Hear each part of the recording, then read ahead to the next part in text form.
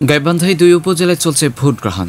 নারীর তুলনায় পুরুষ ভোটারের উপস্থিতি বেশি। তৃতীয় ধাপে ৬ষ্ঠ উপজেলা পরিষদ নির্বাচনের গাইবান্ধার সুন্দরগঞ্জ ও সাদুল্লাপুর এই ২ উপজেলায় ভোট গ্রহণ শুরু হয়েছে। বুধবার ২৯ মে সকাল ৮টায় ভোট গ্রহণ শুরু হয়, চলবে বিরতিহীনভাবে বিকেল ৪টা পর্যন্ত।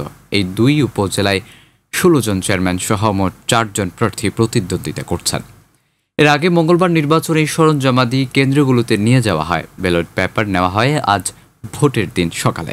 তবে সকাল থেকে কেন্দ্রগুলোকে ভোটারের উপস্থিতিতে চোখে পড়ার মতো ছিল। সুন্দরগঞ্জ উপজেলার বেলকা ইউনিয়নের বেলকা মনিকা সরকারি প্রাথমিক বিদ্যালয় কেন্দ্রে দেখা গেছে এমনটি চিত্র। সেখানে নারী ভোটারের তুলনায় পুরুষ ভোটারের উপস্থিতি ছিল অনেক বেশি। রিটার্নিং কর্মকর্তার কার্যালয় সূত্রে জানা গেছে, সুন্দরগঞ্জ উপজেলায় ১৩৯টি ভোট কেন্দ্রে ৩,৯৮,৫৭৯ জন ভোটার তাদের ভোটাধিকার প্রয়োগ করবেন।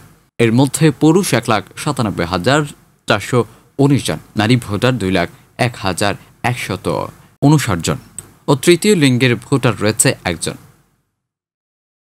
News desk, Mihirul Miraj.